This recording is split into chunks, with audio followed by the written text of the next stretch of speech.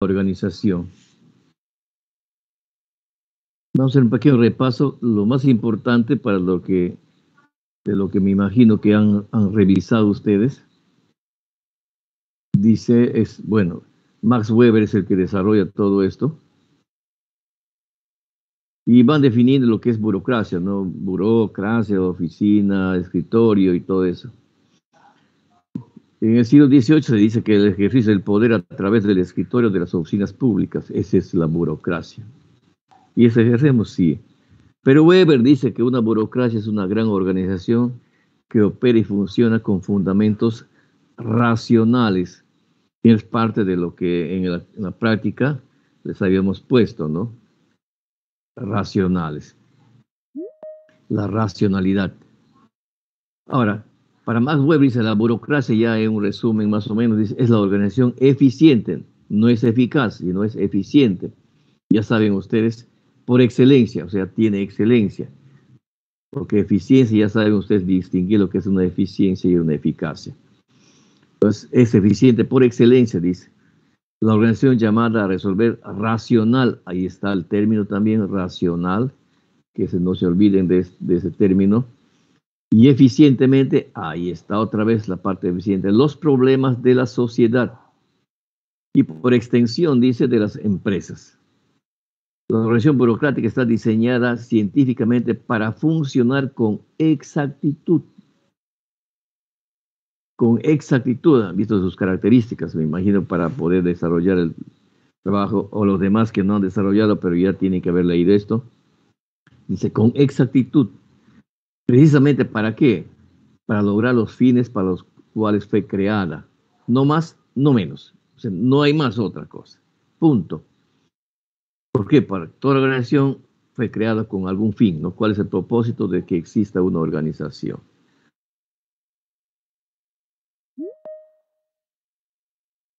Perdón un momentito.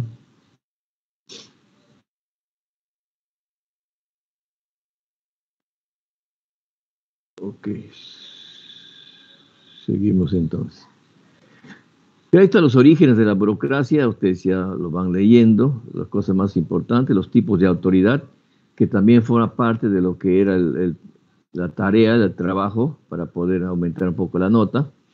Los tipos de autoridad, ¿no? La tradicional, carismática, que era uno de los temas, la carismática, qué hacer, ¿no? Qué cosas decidir, qué cosas hacer, después lo que significa una autoridad carismática, una autoridad tradicional, una autoridad legal o burocrática, ¿no? Ahí tenemos sus características de la burocracia. Aquí habla también de la parte de su carácter racional, de la visión del trabajo, algunos que han puesto como ejemplo parte de esto, de su desarrollo de su tarea que hicimos,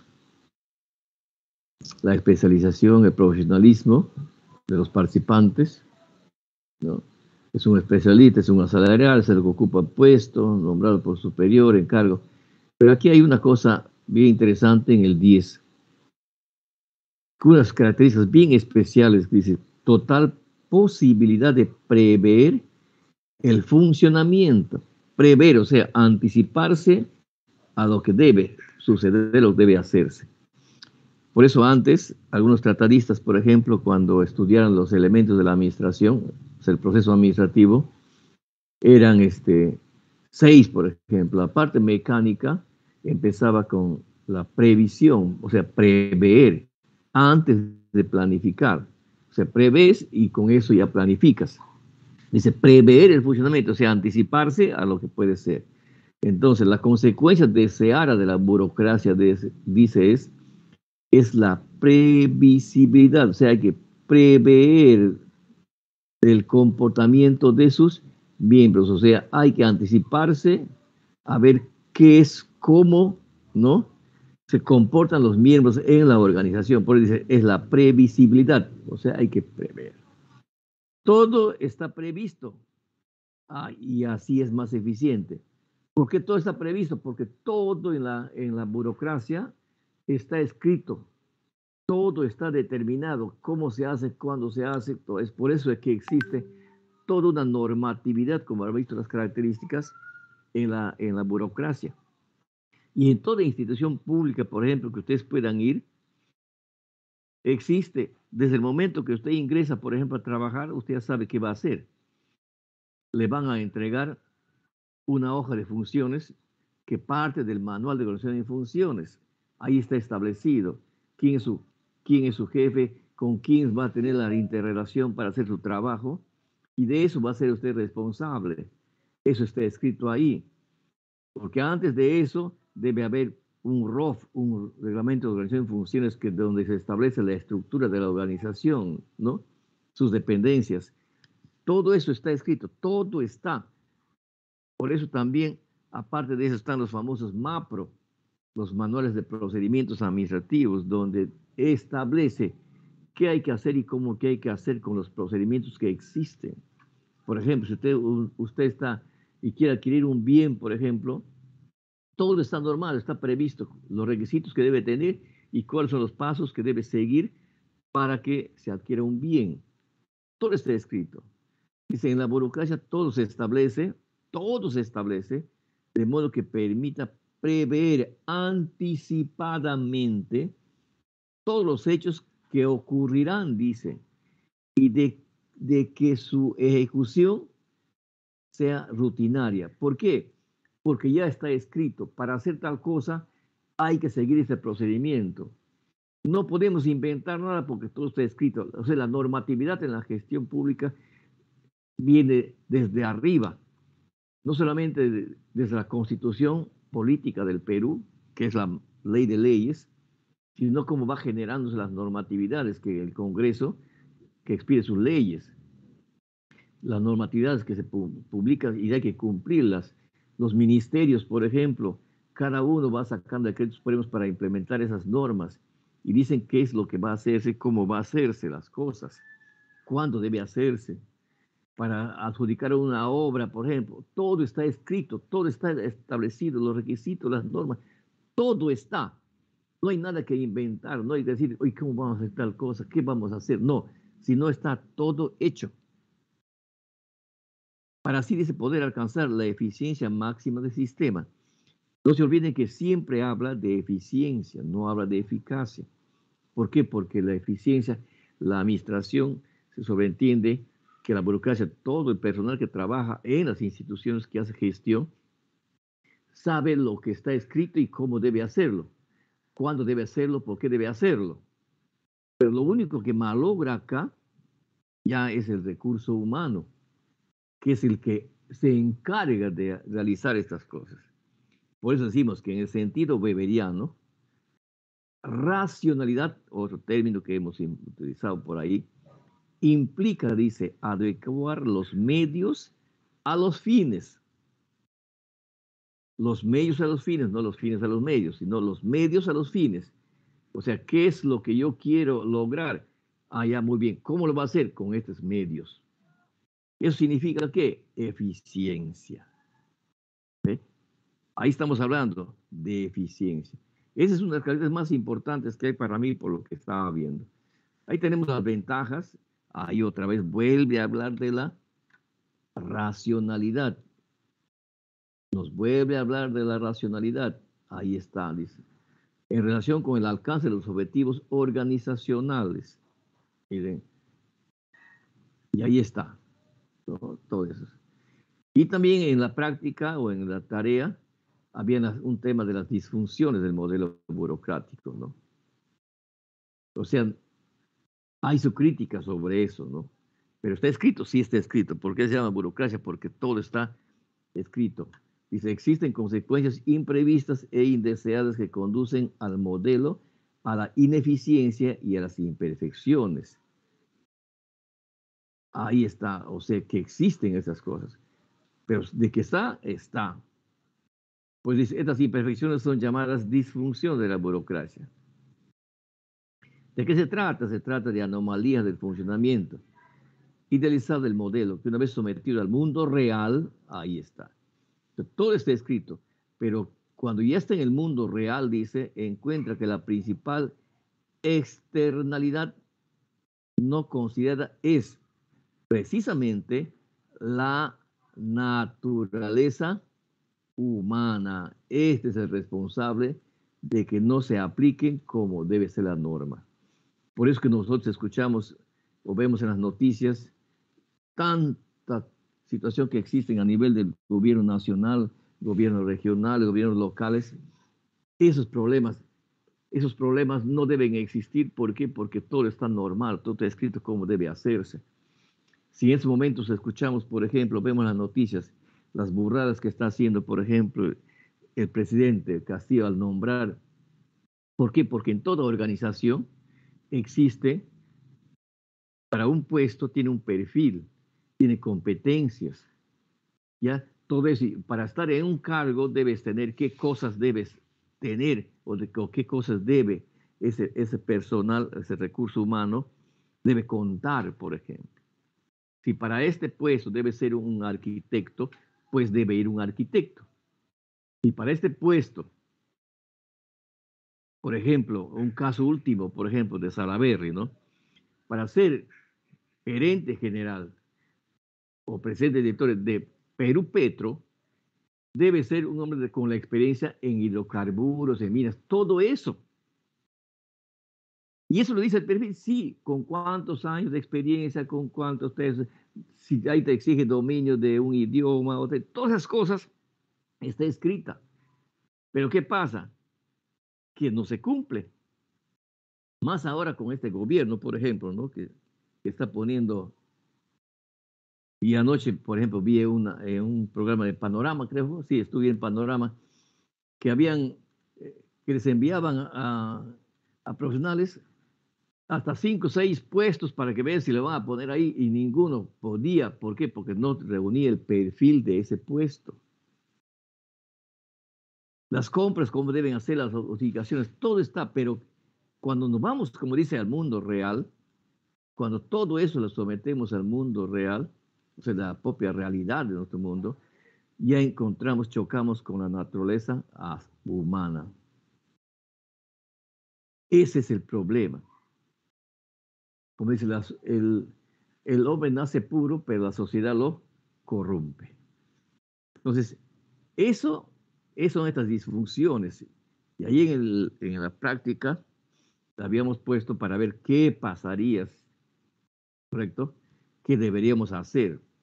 Entonces, estas son las disfunciones, por ejemplo, exagerado apego a los reglamentos. Dice, no, A es A y no puedo decir. Aquí dice que es A, pero hay que analizar las circunstancias del momento, como el COVID que vivimos, por ejemplo.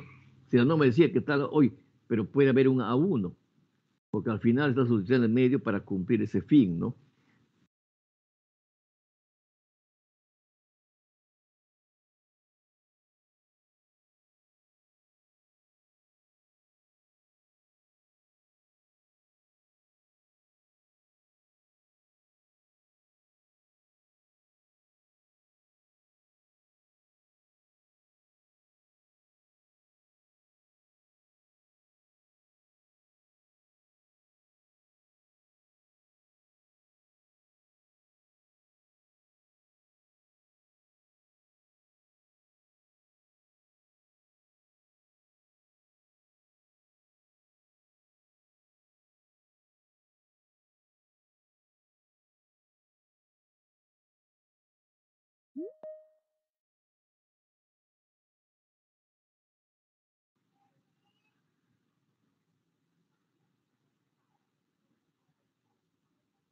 Bueno, me votó de la reunión.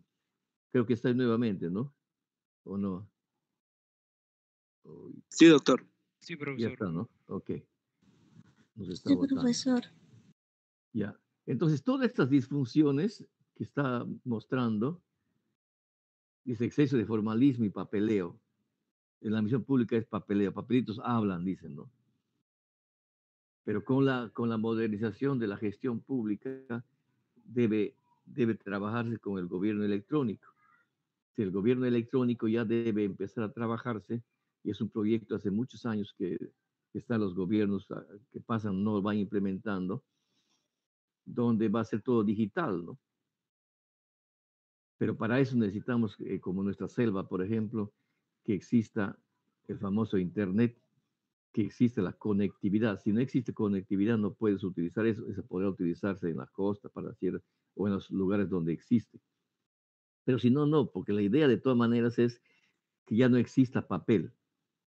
Así como en muchas empresas privadas, por ejemplo, están con el correo, están ahí, les piden información, por ahí mismo le responden sin imprimir ningún papel y va a donde tiene que ir y listo, ya está asunto resuelto y todo abierto todo el día, estás trabajando y está abierto tu correo.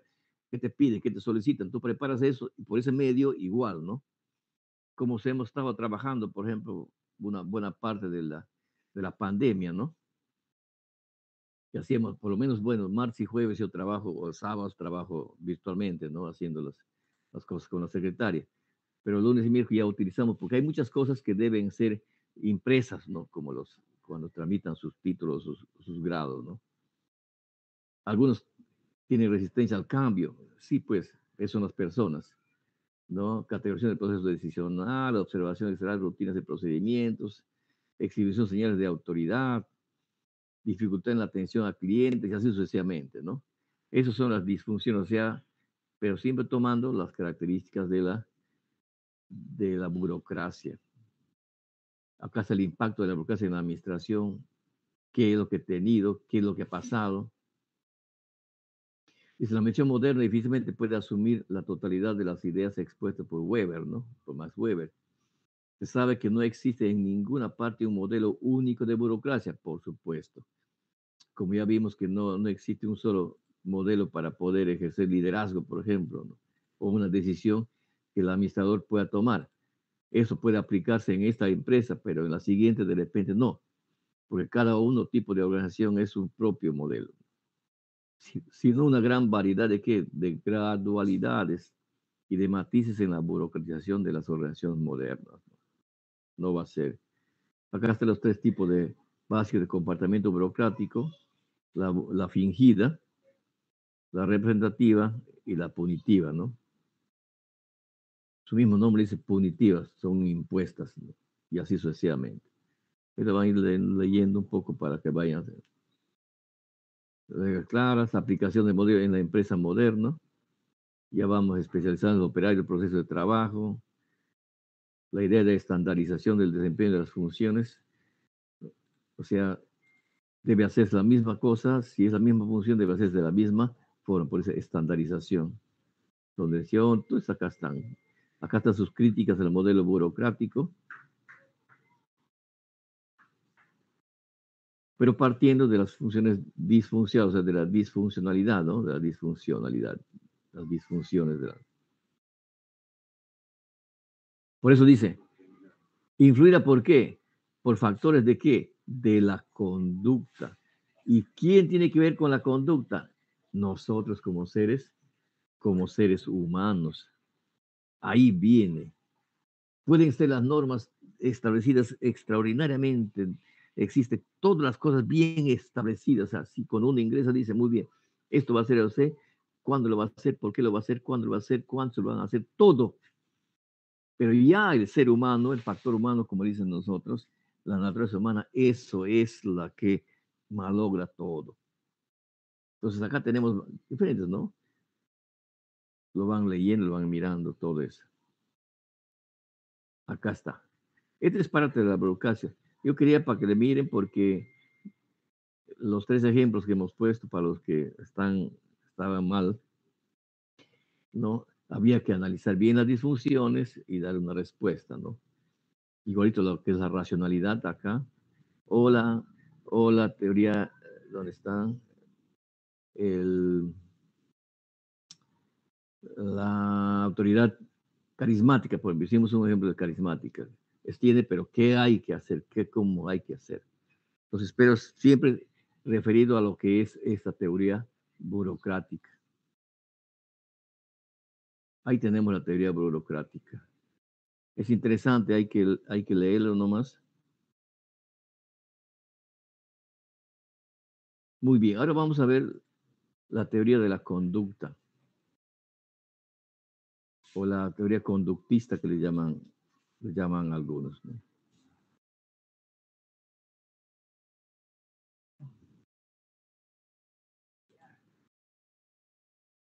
A ver. A ver, alguien antes de pasar a la conductista, ¿alguien me puede comentar de lo que este, hicieron los 18 que ingresaron a hacer la tarea? ¿Alguien me puede, por ejemplo, a ver, puedo nombrar a alguien? Por ejemplo, en las disfunciones, en el tercer caso, por ejemplo, ¿alguien me puede decir qué sugirió?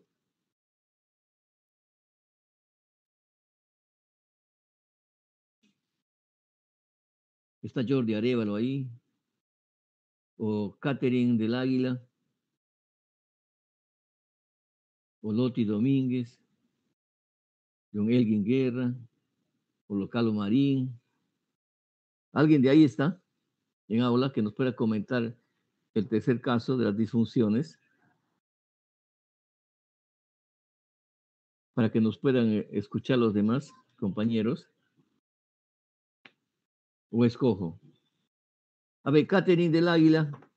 ¿Está Catherine en aula? Sí, profesor, buenas noches.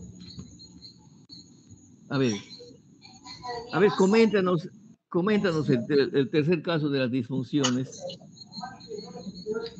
Ya, el caso era... ¿Lo leo? ¿Leo el caso?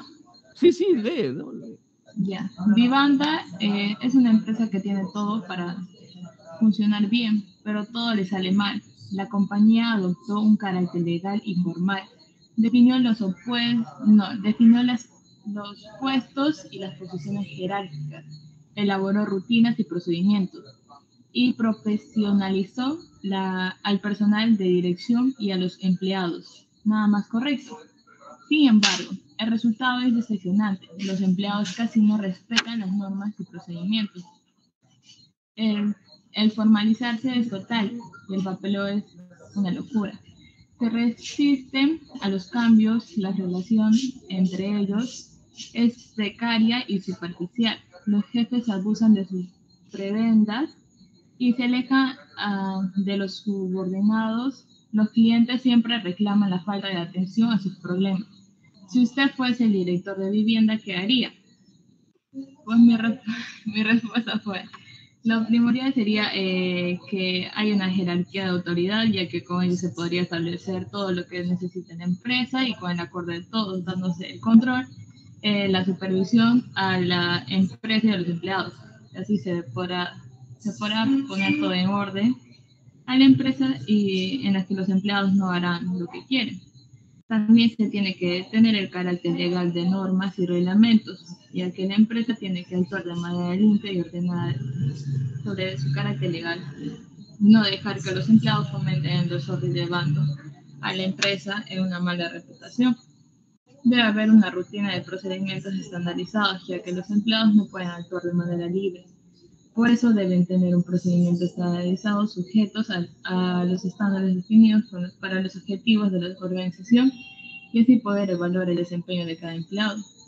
Y por último, pues haber una confiabilidad, pues la empresa debe generar confianza a los clientes brindándoles la atención y la confianza. Esa fue mi respuesta, profesor. Claro. A ver, Jordi Arévalo está.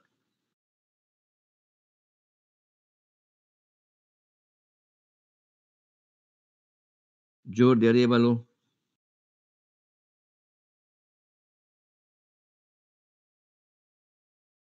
Buenas noches, hijo. A ver, de lo que tú hiciste, la respuesta que diste, ya pásanos la respuesta y hacemos una comparación con lo que Catherine, por ejemplo, nos presentó. Correcto, gracias.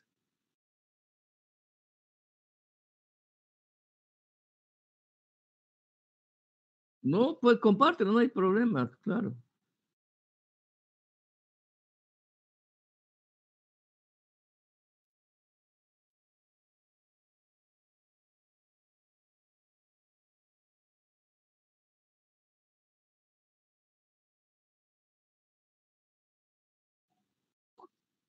La tercera, ajá, las disfunciones.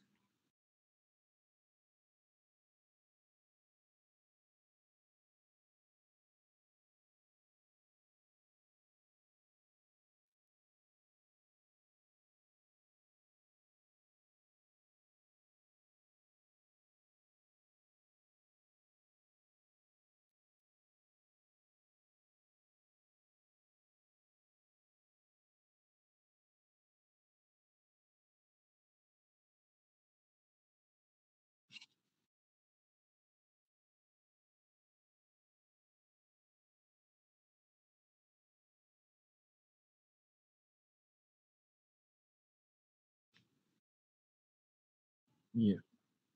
Correcto.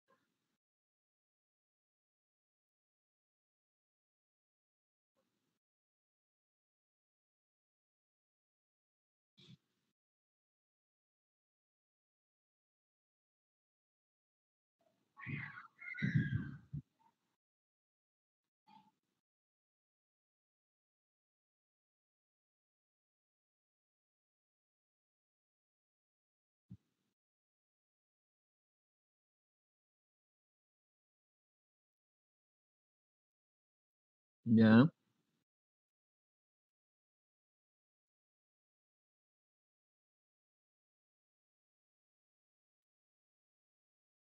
claro, claro.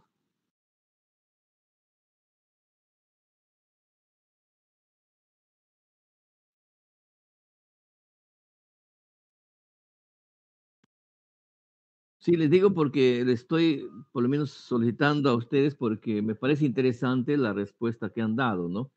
Porque se sobreentiende que tenemos todo, definidos los puestos, posición jerárquica, elaborar rutinas, procedimientos, todo, todo está, pero ¿qué ha fallado, no? Por eso decimos que el resultado es decepcionante. Si todo está acá, oye, ¿qué pasa? Ahí está la naturaleza humana como estábamos hablando, ¿no? Parte de lo que es en este caso. ¿Por qué falla? ¿Por qué? ¿Cuál es el problema? Entonces dice, sin embargo, el resultado es decepcionante. Los empleados casi no respetan las normas y procedimientos. Si está escrito, sí está escrito, ¿cómo debes hacer?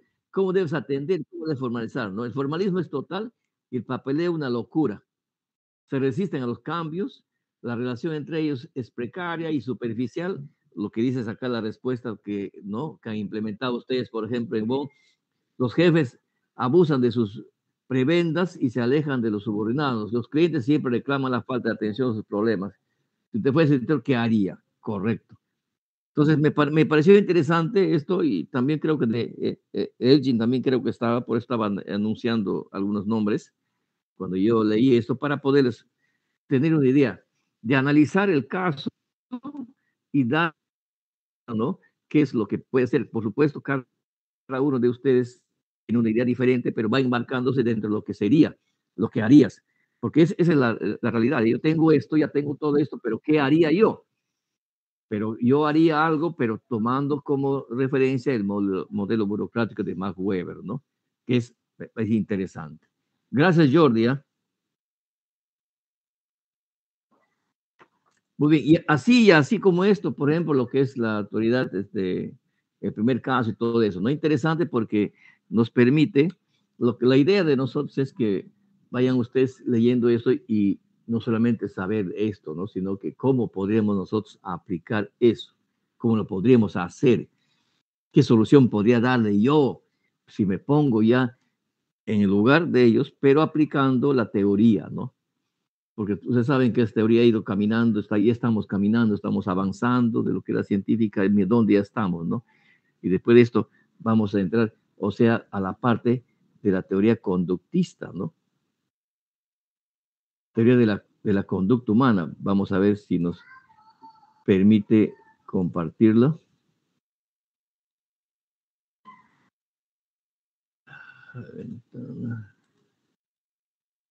Teoría de la... Se percibe, ¿no?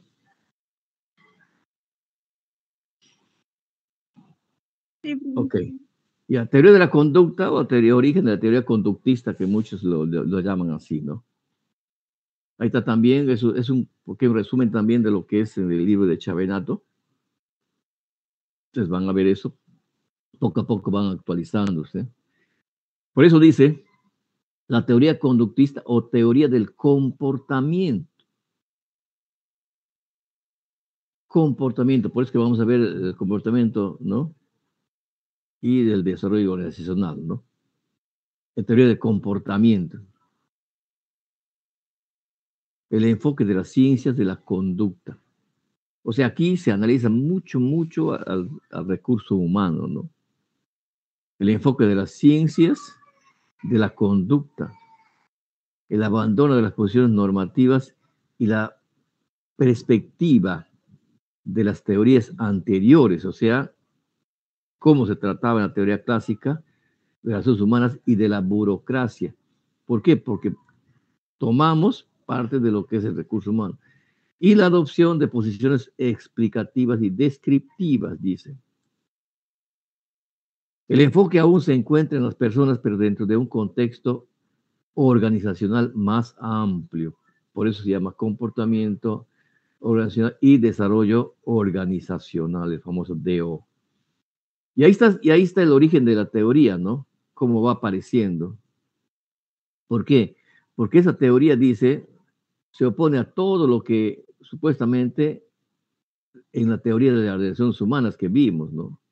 La fe y conducta, oposición de la teoría de las relaciones humanas, con su profundo interés en las personas, o a la teoría clásica, con un notable enfoque en las tareas y en la estructura organizacional. Ya vimos que era así, ¿no?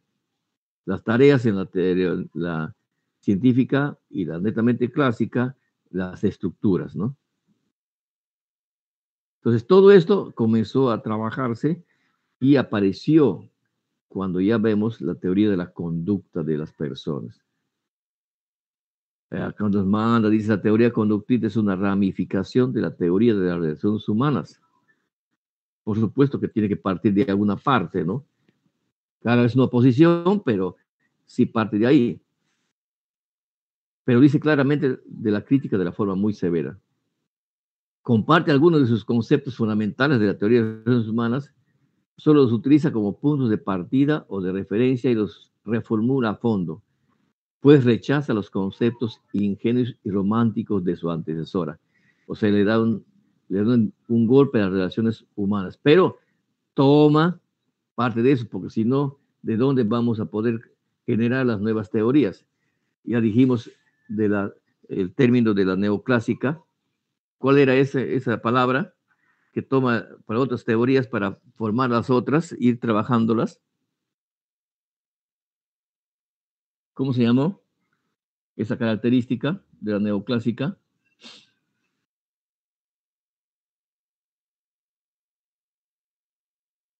Es parecido a una enfermedad.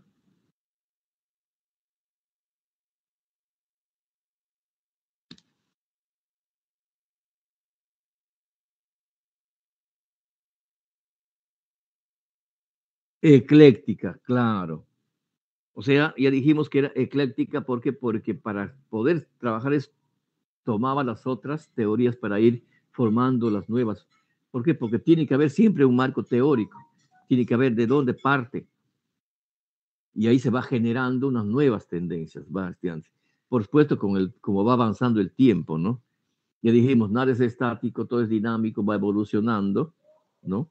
Y así ha ido evolucionando nuestra teoría, ¿no? Y ahí dijimos, es teoría cuando critica la teoría clásica, por supuesto, ahí está. Dice, la teoría conductista permitió incorporar la sociología de la burocracia. La sociología de la burocracia. Psicología es diferente del ser humano como yo, pero la sociología es ser humano dentro de la organización, dentro de la sociedad mismo. Y eso le permitió ampliar esa teoría administrativa. Y mira que le critica también a la teoría de la burocracia por adoptar el modelo de la máquina para representar la organización. ¿Por qué máquina? Porque todo está establecido, todo es, o sea, es un engranaje, cómo deben hacerse todas las cosas, ¿no? O sea, no le da un ápice de poder moverse al costadito, ¿no? Hacer, hoy no, este será A. Viene el auditor y dice, el auditor te dice, muy bien, señor, usted es responsable, ¿dónde están sus funciones? Acá están mis funciones. Allá, usted es responsable de esto, punto. No, pero en el momento no puede ser, señor, acá dice que está escrito, acá está. Usted es responsable de todas sus funciones y su función era hacer tal cosa y punto. No hay más la vuelta que dar.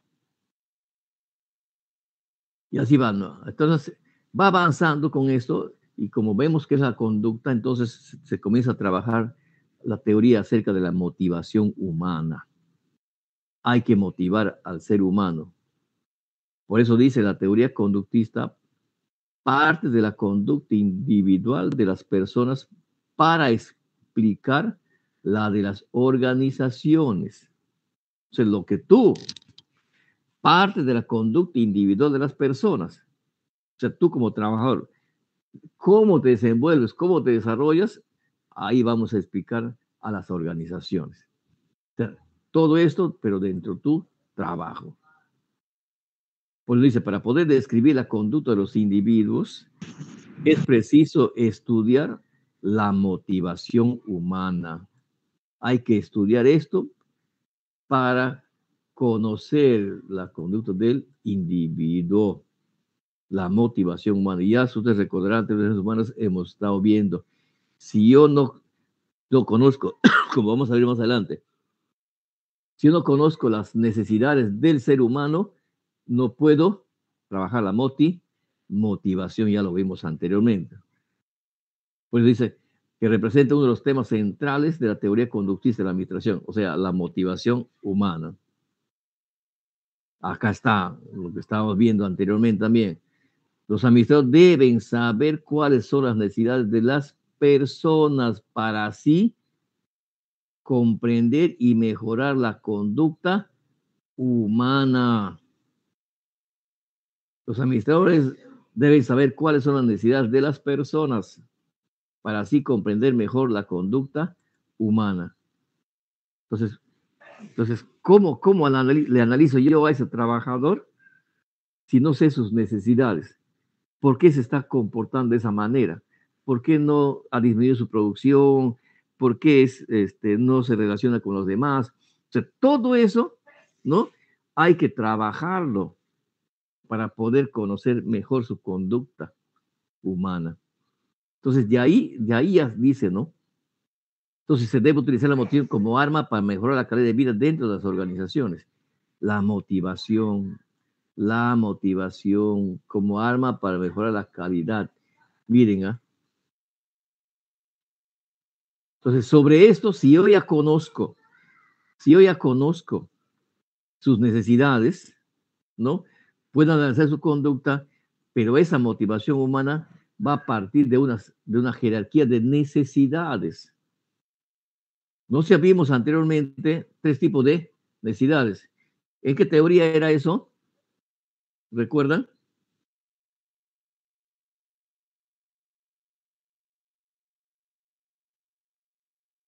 3 tipos de necesidades. Las básicas. Habían 3. A ver, recorren a su CPU. O yo los hago recordar. Había tres jerarquías de necesidades en ese momento, en esa teoría. Lo vimos, ¿ah?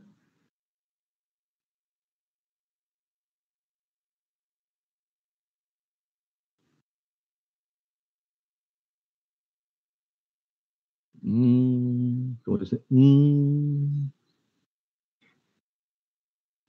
Entonces, para poder, sí, ¿alguien quiere decir algo? Las 3 necesidades anteriores de la teoría. Pam, pam, pam, pam. Está en la teoría de las relaciones humanas.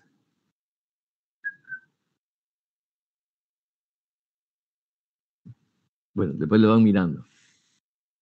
Entonces, aquí Maslow desarrolla 5 jerarquías de las necesidades, ¿ya? Para analizar, miren, ¿eh? Esas necesidades para analizar qué, la conducta del ser humano. Y sobre eso, para motivarlos. Miren, necesidad de conocer la conducta humana y para poderlos motivar. Mira la secuencia que vamos haciendo. Entonces dice, Maslow presentó una teoría de la motivación que afirma que las necesidades humanas se presentan en niveles jerarquizados por orden de importancia e influencia. Cabe decir que esta jerarquía tiene forma de pirámide, ¿no? En la base se encuentran las necesidades más bajas, o sea, las fisiológicas, y en la cúspide las necesidades más elevadas, la autorrealización. Entonces, acá están las 5 necesidades, según nuestro amigo Maslow. Dice, tenemos las necesidades fisiológicas, o que lo vimos anteriormente como básicas. ¿Dónde están estas? Están en el nivel más bajo de todas las necesidades humanas, pero son de vital importancia. Entre ellas se pueden mencionar las necesidades de alimentación, mira, hambre, sed, de sueño y reposo, cansancio, de abrigo, el frío o calor, el deseo sexual, etc. Son necesidades instintivas, pero que ya nacen con nosotros. Asimismo, son las que predominan sobre todas las otras necesidades humanas. Cuando alguno de ellos no está satisfecho, dominará la dirección de la conducta. Imagínate cómo analizar si ese ser humano, por ejemplo, no ha dormido bien, no ha reposado bien. ¿Qué va a pasar cuando va a la empresa y hay que trabajar 8 horas? ¿Cómo está? O de repente su necesidad de alimentación no está satisfecha, pues decidan necesidades fisiológicas. Y en la anterior, cuando vimos las humanas, eran las necesidades básicas. O sea, básicamente debe tener su alojamiento, en este caso vivienda, sus necesidades de vestido, de alimentación. Entonces, o sea, lo básico de salud, lo básico. Entonces, Maslow después dice, nos establece necesidades de seguridad. Estas se ubican ¿dónde? En el segundo nivel. Son las necesidades de seguridad, estabilidad, búsqueda de protección contra amenazas o privación y huida del peligro.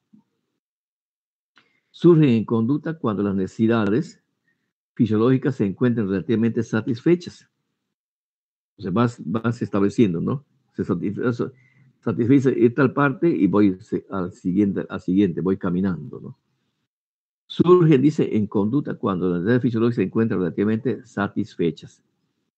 Las necesidades de seguridad tienen suma importancia para el comportamiento humano. Si consideramos que todo empleado siempre tiene una relación de dependencia de la empresa, en la cual las acciones administrativas arbitrarias o las decisiones ilógicas pueden provocarle incertidumbre o inseguridad sobre su permanencia en el puesto. Él necesita estar seguro de que tiene una estabilidad, ¿no?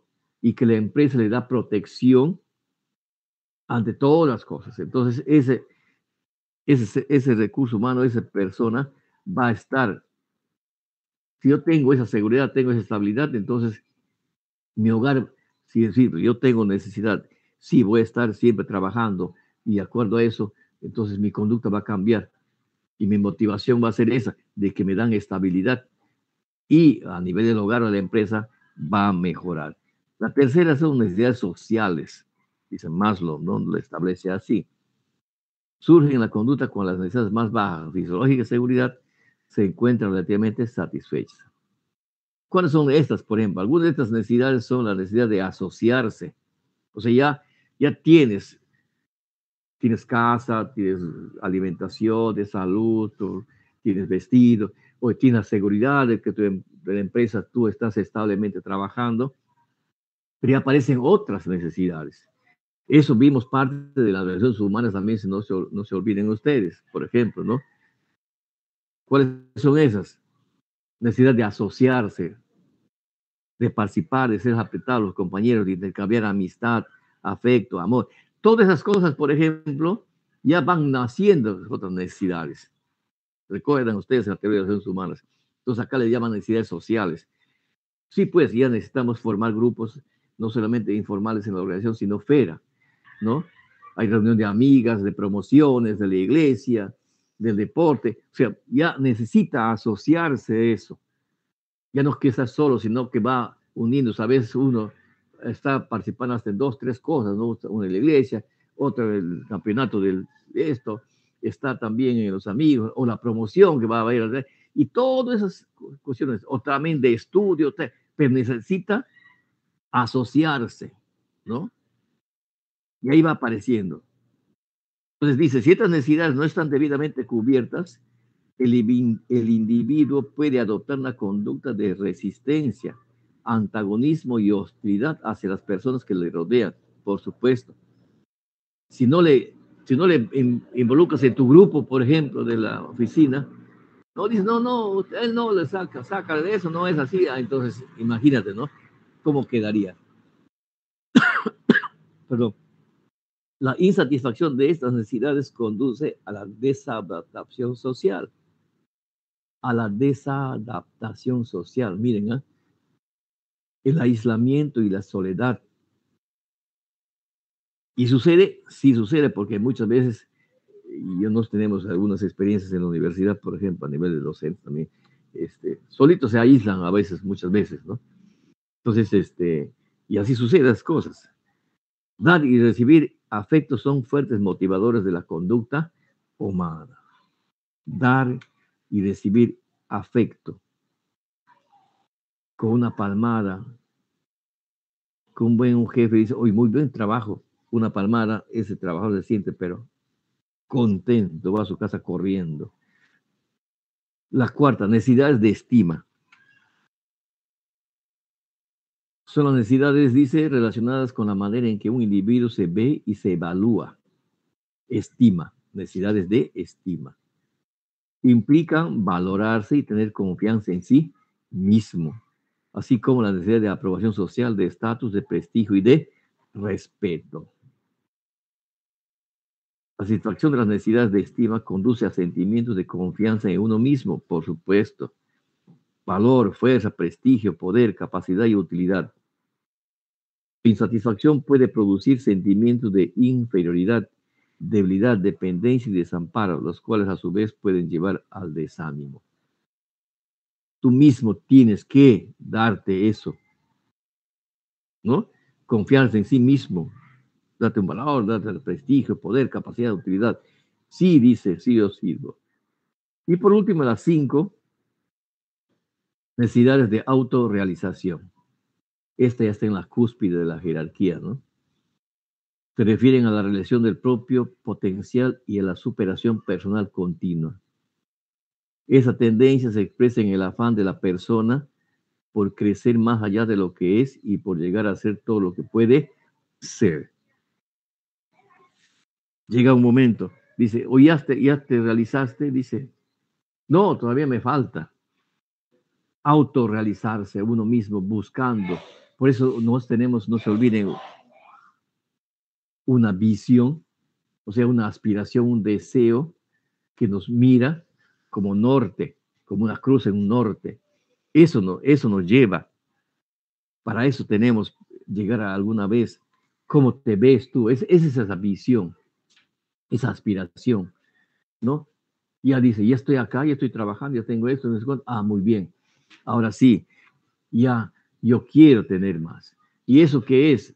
Pues tener por ejemplo, ya es titulado, yo quiero ser magíster, ser doctor, por ejemplo, a nivel profesional, quiere especializarse en tal cosa, quiere, quiere tener un buen trabajo, por ejemplo, ¿no?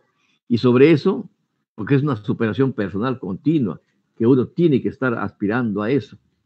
Ya se autorrealiza, dice, caray, y por ahí aparece con unos buenos, un automóvil, bueno, eso, lo otro. ¿Por qué? Porque si vamos como persona, se ha autorrealizado, o sea, la última necesidad que puede llegar. Hay muchos que sí, hay muchos que sí. de repente emprende un nuevo negocio, les va bien y continúa eso, ¿no? Va caminando. Por eso dice, realización del propio potencial y a la superación personal continua. Todo es continuo, mejoramiento continuo, como hablamos de calidad, hablamos de mejoramiento continuo. Entonces, todo eso sigue. ¿Por qué? Porque una persona quiere crecer más allá de lo que es. Siempre estamos buscando eso, ¿no? Y eso es la necesidad de autorrealización. Entonces, nuestro amigo Maslow en esta teoría, no se olvide que en la teoría de las relaciones humanas, habían tres nada más. Tenemos cinco, las fisiológicas, la seguridad, las sociales, las de estima y la de autorrealización.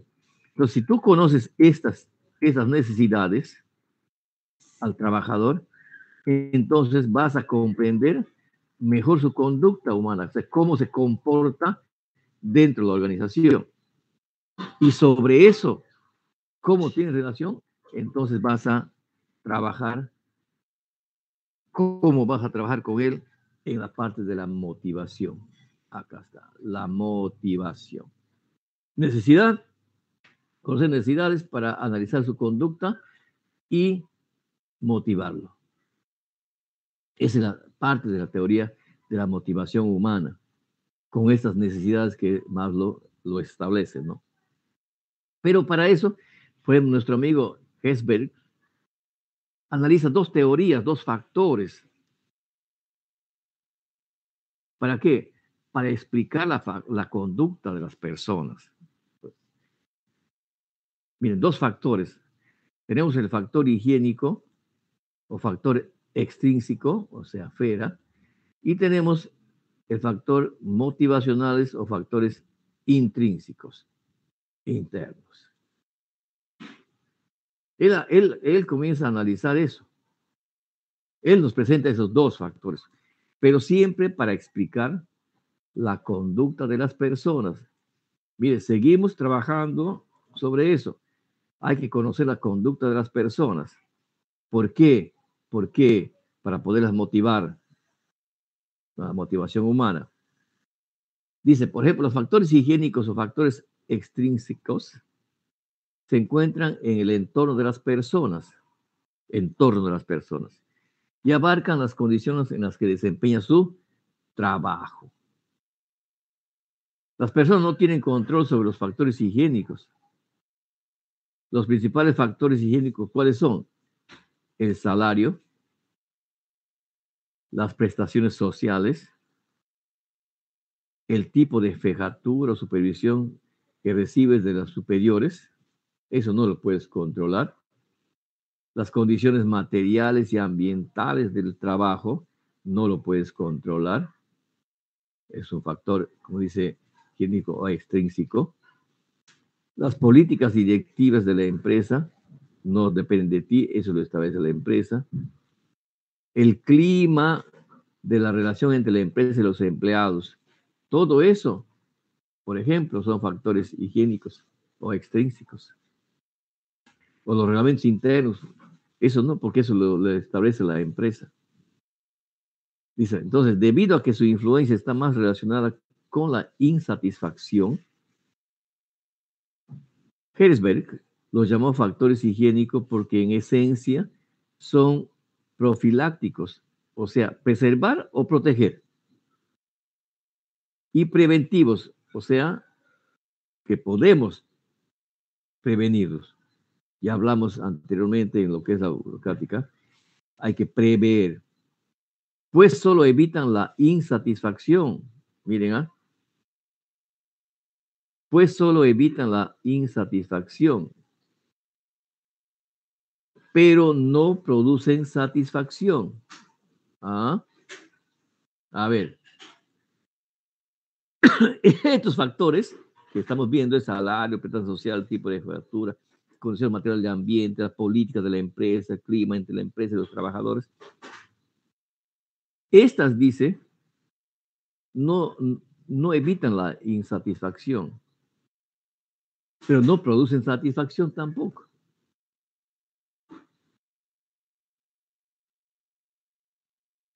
Y acá, como antes de que pueda participar alguien, dice, su efecto es semejante al de ciertos remedios higiénicos. ¿Cuáles son esos? Evitan la infección o controlan el dolor de cabeza, pero no mejoran la salud. Pero no mejoran la salud. ¿Alguien quería participar? Hay a admitir. A ver, miren esa partecita, a ver quién quiere participar, después le aumentamos las notas y todo. Dice, estos factores que estamos viendo, que el salario, esto, el prestación social, el tipo de factura, todos estos, no solo evitan la insatisfacción, dice. O sea, solo evitan la insatisfacción, pero no producen satisfacción. Y aquí nos presenta el autor un ejemplo, ¿no? Dice, estos evitan la infección, o sea, hay unos remedios, ¿no? Que evitan la infección o controlan el dolor de cabeza, pero no mejoran la salud. Es que muchas veces, yo les dije la vez pasada, a veces trabajamos sobre los efectos y no trabajamos sobre las causas.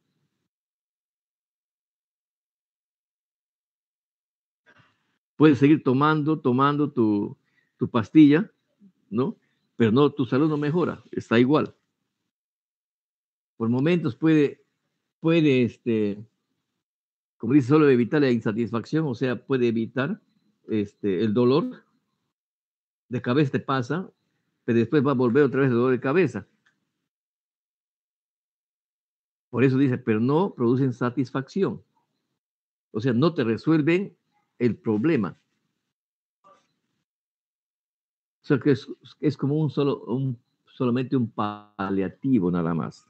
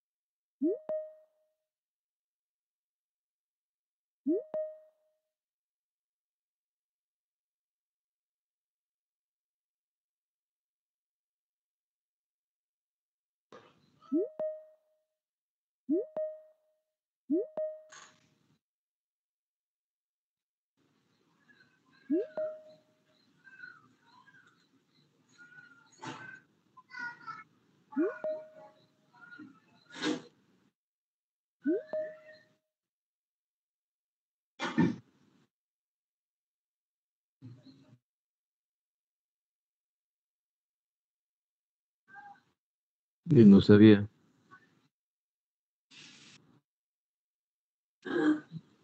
Y estamos conectados realmente.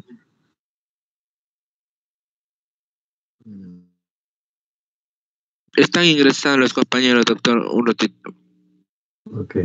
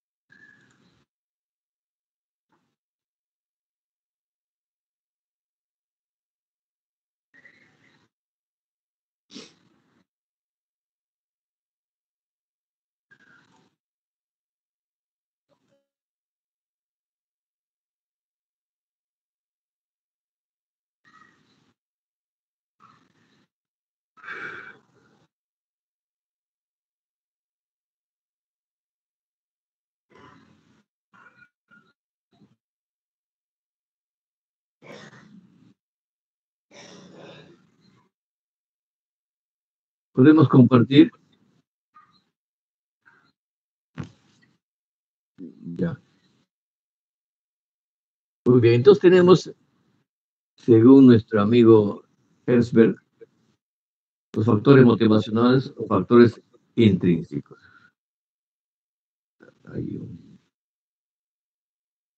Ya, esto dice, se relacionan con el contenido del puesto y con la índole de las tareas que la persona desempeña. Entonces, esto es interno, ¿no? Entonces, el individuo, dice, controla los factores motivacionales porque se refiere a lo que hace y realiza. O sea, esto sí lo puede controlar a excepción de las anteriores. Dice, además se involucran sentimientos de crecimiento individual, de reconocimiento profesional y de autorrealización. Y dependen de las tareas que el individuo desempeña en su trabajo.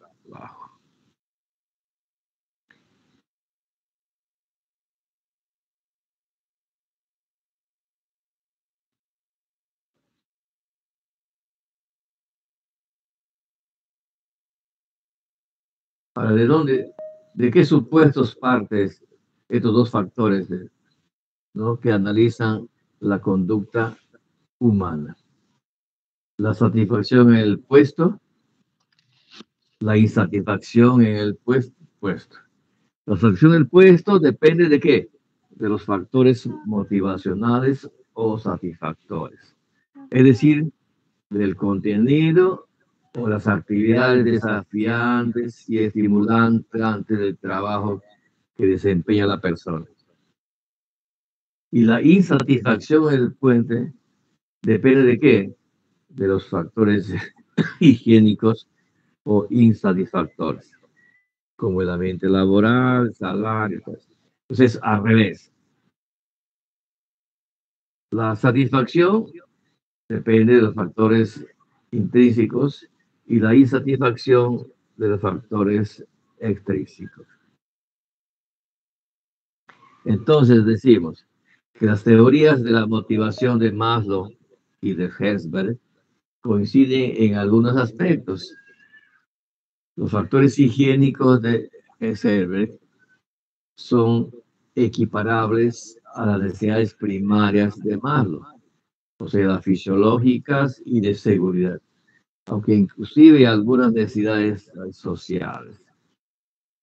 Mientras que los factores motivacionales son semejantes a las necesidades secundarias, o sea, de estima y autorrealización. Se van relacionando. Pero los dos analizan las necesidades y la conducta del ser humano. Aparte de eso, también la teoría conductista maneja dos estilos de administración. O sea, cómo se maneja cada organización. Dice, cada teoría administrativa se basa en convicción respecto de la forma en que las personas se conducen dentro de las organizaciones. Entonces, se basa en convicciones respecto de la forma en que las personas se conducen dentro de las organizaciones. La conducta humana. Entonces, tenemos, según la teoría X y la teoría Y.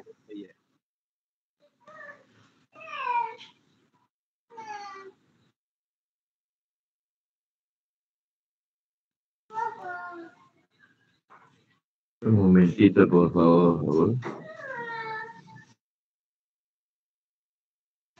La teoría X y la teoría Y. Aquí nos estudia nuestro amigo MacGregor. Dos estilos opuestos y antagónicos de administrar. De un lado está el estilo basado en la teoría tradicional, mecanicista y pragmática, que la llamó teoría X. Y del otro estilo basado en las concepciones modernas de la conducta humana, que denominó teoría Y. Ahí tenemos MacGregor, nos habla de la teoría X y la teoría Y.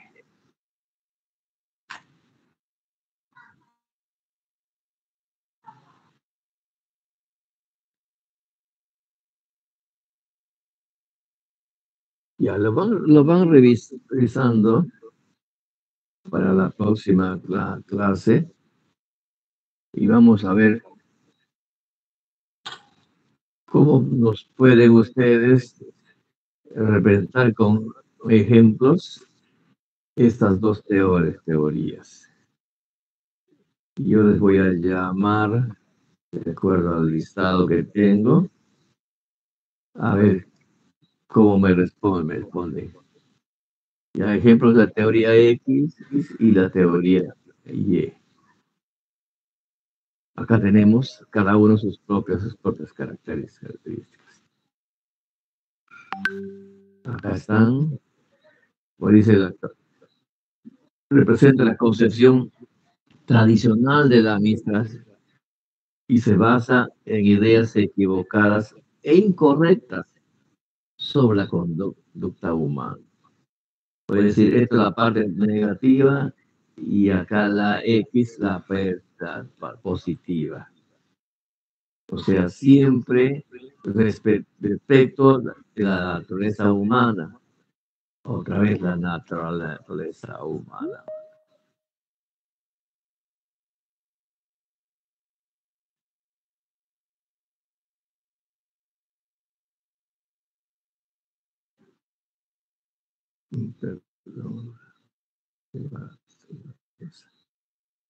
Ya, entonces lo van mirando para la próxima clase, la teoría X y la teoría Y.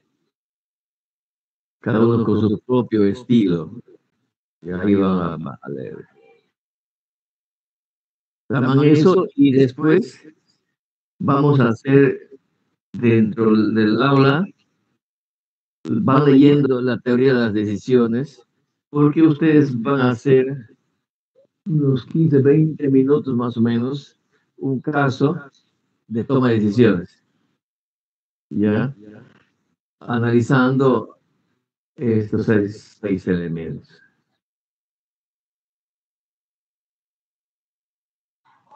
La teoría de las decisiones.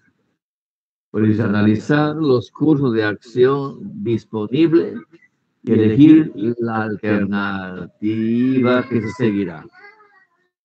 Toda decisión implica 6 elementos. Tomar decisiones. ¿Quién es? Es la persona que escoge una opción entre varias para acciones futuras. Objetivos. Son los objetivos que el tomador de la decisión pretende alcanzar con sus acciones. Preferencia. Son los criterios que el tomador de la decisión aplica para hacer su elección. Mira, estrategia es el curso de acción que el tomador de la decisión escoge para alcanzar sus objetivos. Ya dijimos que la estrategia es el cómo. Y por último, la situación son los aspectos del entorno que envuelve al tomador de la decisión, algunos de los cuales, por supuesto, no controla, conoce ni no comprende, pero que afectan su elección. Ahí está. Tenemos a la persona que va a tomar la decisión. Con esa decisión, ¿qué es lo que pretende alcanzar? El objetivo. ¿Qué criterios ha tomado para tomar la decisión para elegir una de las alternativas de solución a un problema que hay? Y la estrategia, pues es el cómo se ha llegado a tomar esa decisión. Y la situación son los entornos, pues, que involucran a la toma de esa decisión. ¿Se pueden ampliar más los conceptos? Por supuesto que lo pueden hacer. Eso Profesor. Y por último es el resultado, ¿no? Es la Profesor. consecuencia. Sí. No le escuchaba muy bien. La mayoría de mis compañeros le escuchamos intercortado. O sea, parece que así le escuchamos. Parece que... Profesor, buenas noches. Lo que pasa es que está activado con sus dos cuentas el audio. A ver, un momentito. Puedes desactivar uno de tus audios, doctor. Creo de tu laptop, del celular, creo. No están. Un momentito, por favor. A ver, ¿dónde estamos?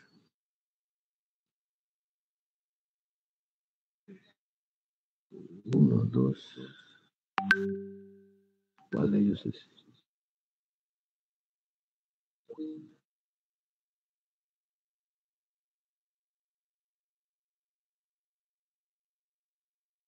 Ahora sí. Ahora sí, profesor. Ok, ya, ok. Pues seguimos compartiendo, ¿no? No, Todavía, profesor, doctor, no. todavía. Ya vamos a volver a compartir. Profesor, no se observa nada. Ya vamos a volver a compartir entonces.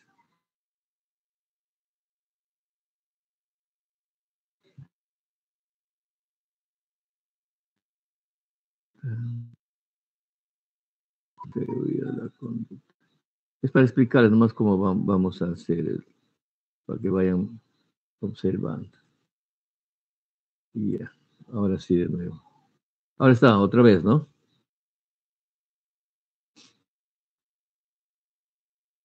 Ahora sí estamos compartiendo. Hola. Todavía no aparece, doctor. No aparece. Pero acá dice que ya estoy compartiendo. Visualizan, compañero, confirman el profesor. Todavía no se visualiza. Todavía, doctor. A ver. A ver, ahora. Ya te vas. ¿Ahora?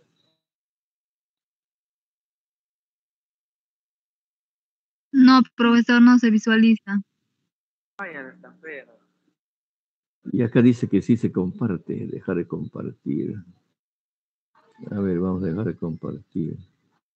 Vamos a volver a compartir. Ventana. Esta teoría de conducta, compartir.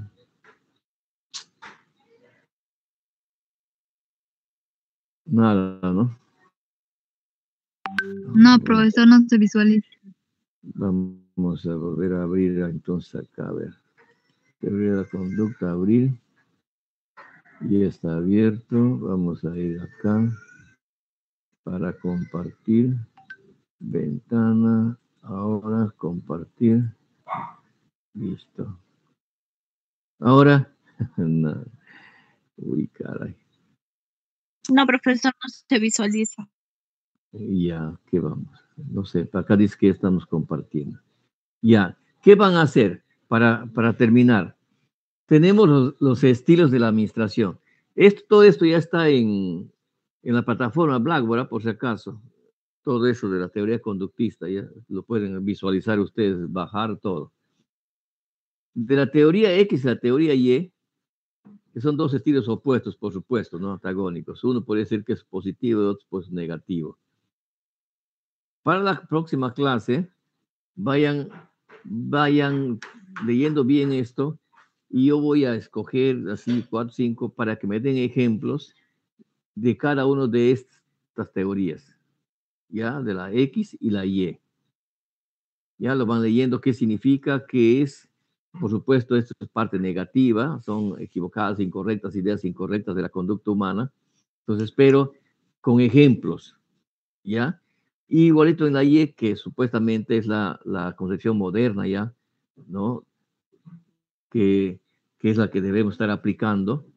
Igualito, con algunos ejemplos de esto. Y por último, en la teoría de las decisiones, les estaba indicando que hay 6 pasos, ¿no? Para esto. Y vamos a hacer una pequeña práctica entre 20 minutos, por lo menos va a haber 20 minutos, 25 minutos, para que ustedes vayan preparando, o lo van preparando ya ustedes, si lo pueden ir trabajando eso para el viernes. Tiene 6 elementos, ¿no? Uno es que se toma la decisión, o sea, ¿quién va a tomar la decisión? Con esa decisión que toma, ¿qué es lo que va a lograr? Ahí entre los objetivos. Con esa decisión que toma, ¿qué es lo que va a lograr? Por supuesto, esto va a partir de un problema, la toma de decisiones, para resolver algo. El tercer paso dice la preferencia. O sea, ¿qué criterios, qué cosas se han tomado en consideración para tomar esa decisión? Si ustedes tenían 2, 3 alternativas para escoger la A, la B o la C, ¿cuáles fueron esos criterios para que ustedes hayan tomado esa decisión? La estrategia, ya dijimos repetidas veces que es el cómo. Entonces dices, es el curso de acción, o sea, el cómo se ha llegado a tomar esa decisión para escoger, ¿no? Eso para alcanzar tu objetivo. Es el curso de acción que el tomador de la decisión escoge para alcanzar sus objetivos. O sea, ¿cómo hiciste? El cómo hiciste para tomar esa decisión. El 5 es la situación, ¿no? Son los aspectos del entorno que envuelve el tomador de decisiones, algunos de los cuales no controla, no conoce, pero afectan su elección. Si yo tomo esta decisión o no tomé esta decisión, ¿por qué? Porque de repente la inflación o el clima, el momento político o varias cosas que pueden ponerse a analizar de acuerdo al problema que plantee. Y por supuesto el 6 es el resultado, ¿no? Es la consecuencia o el resultado de una estrategia dada. O sea, ya lo resolviste y con esto está. Entonces van mirando esto y ustedes pueden revisar más bibliografía, lo que significa cada uno de ellos, porque pueden ir al libro también y analizar también más con profundidad. Pero eso es lo que vamos a hacer. Si ustedes lo pueden ir trabajando, no hay ningún problema, así como el de acá, ¿no? Con los ejemplos de esto, de la teoría X, la teoría Y. ¿Está bien? ¿Me entendieron? ¿Me comprendieron? Sí, profesor. Ya. Toma decisiones, esto hay que analizar estos 6 elementos. Al final el resultado ya es lo que se